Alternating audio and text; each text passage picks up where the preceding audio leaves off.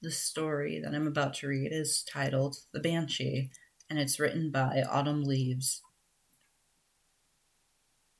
I can't fall back to sleep. I don't even remember what woke me up, but now that I'm awake, I can't fall back to sleep no matter how hard I try. Counting sheep doesn't seem to help. It wouldn't be that bad being awake in the middle of the night if I could get up, but I can't move a muscle.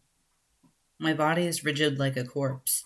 Can't even wiggle so much as a toe, and not for lack of trying. After the initial panic set in and passed, and I realized I wasn't dead, I racked my brain and tried to come up with an explanation for my immobility. I began to remember a lecture about dreams and sleep disorders in a psychology course I took freshman year.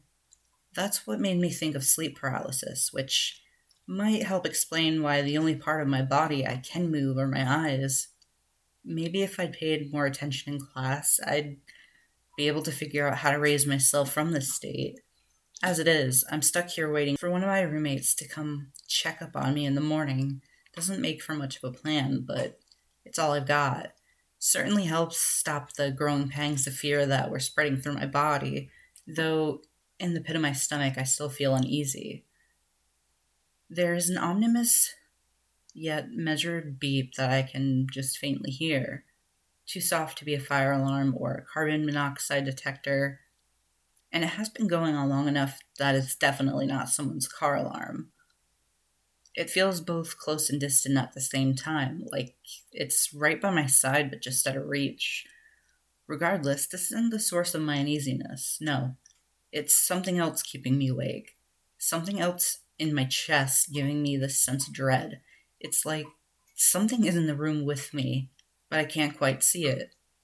Everything looks a little blurry, like things are moving too fast. There are other sounds, like the soft pitter-patter of feet around me, and just outside of my room I can hear what sounds like whispering. Since I don't live alone and the walls are pretty thin, this usually wouldn't be such a strange occurrence, even this late at night. However, these voices aren't familiar, and the murmurs, though soft, somehow sound urgent. While I want to decipher what they're saying, deep down I know that this is not what has me on edge. It's something in the air. Something is off. As I'm trying to pinpoint what is making me feel so restless, the sound of shuffling feet, faint whispers, and even that incessant beeping all begin to fade away. My vision swims and darkness begins to swirl around me, growing thicker. I I can feel my chest tighten and my breath catch. I try to cry out, but no sound emits from my mouth, not a scream nor a squeak. I try desperately to move even an inch, but my body doesn't respond. It feels as though I'm being held down by invisible hands. I'm smothered by an infinite darkness and a deafening silence. The pangs of fear I'd suppressed before grow and spread through my body with a burning fever. The uneasiness that dwelled in the pit of my stomach is now full-blown terror, and I'm just about to succumb to my fear, apparent demise. A bright light parts the sea of darkness, and I'm brought face to face with a woman. Her hair is a ghostly white, which reaches out into the infinite black surrounding her like wispy tendrils.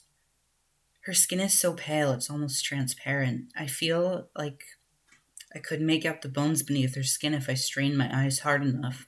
But it's not her hair or her skin that has me captivated. It's her eyes, or lack thereof. Where her eyes were supposed to be, instead are just sunken black sockets. Staring at them, I feel as though I'm being sucked back into that never-ending void of black. With difficulty, I pull my eyes away from them. Looking down, I notice that she's draped in an alabaster dress that matches her long white hair. The dress, though once obviously beautiful, now lies in tatters, clinging to her body like vines on a gnarled tree. I raise my gaze to meet hers yet again, but before I can even try to utter a word, she raises a withered finger and points directly at me. Her thin lips part, and she lets out a low moan. As her mouth widens, the low moan begins to raise in pitch, like a kettle coming to a boil. Her moan rapidly escalates into an otherworldly wail. Her maw now becomes so impossibly wide it's cavernous. I shut my eyes in a desperate but futile attempt to block out the piercing sound. It continues for what feels like an eternity. I feel the blood trickle out of my ears and down my neck. I hear. I hear her desperate wail reverberate. Her desperate wail reverberate in my skull, making my teeth rattle. Even with my eyes closed, I still see her ghostly visage looking at me. No, she's looking through me, at my very soul. When I finally open my eyes, it's not to the oppressing darkness with the female specter, or even the familiarity of my room, but to what appears to be the inside of a hospital room. I try to move and immediately jostled by a sharp pain in my chest. A sharp cry passes my lips, and my hand automatically reaches towards the pain in my chest. After a brief moment, I realize that I'm now able to move again. I'm not allowed much time to reflect on my shock, however. As someone strides into my room at that moment, a pale man with a bald head looks down at me and smiles, showing off an impressively white set of teeth. He's dressed in a white overcoat and has a black dress shirt peeking out just underneath. I wouldn't try to move if I was you. Trust me, I'm a professional, he says with a mischievous wink. As he steps closer, I can make out a name on his badge pinned to his lapel. It reads Dawn with 2 N's. I turn my head and am greeted by a now familiar beeping. The heart monitor is connected to my chest by tubes and wires I can't quite see. There's also an oxygen mask laying just by my head. The doctor seemingly reads my thoughts and explains, I had quite the night. I was wheeled in by the paramedics last night after I'd collapsed in my room. One of my roommates called 911. The shuffling of feet and the urgent voices all begin to make sense. You had a close call, he finishes, still smiling. I begin to straighten up slightly, and he hands me a small cup of water. After a few sips, I tell him about my nightmare. His smile never fades as I talk. Sounds like you dreamt of a banshee, he says when I finish. He explains when I give him a quizzical look. Ghastly specters that let out the most blood-curdling cries. Their note is harbingers of death. His grin seems to grow wider as he talks, and I feel an uneasiness sprout in my chest. Despite their frightening appearance, they're merely warnings that death is around the corner. I begin to cough and reach for my chest again. Death doesn't like to be cheated. You mortals, you build up structures and even create professions just to delay the inevitable. A pointless venture, wouldn't you agree?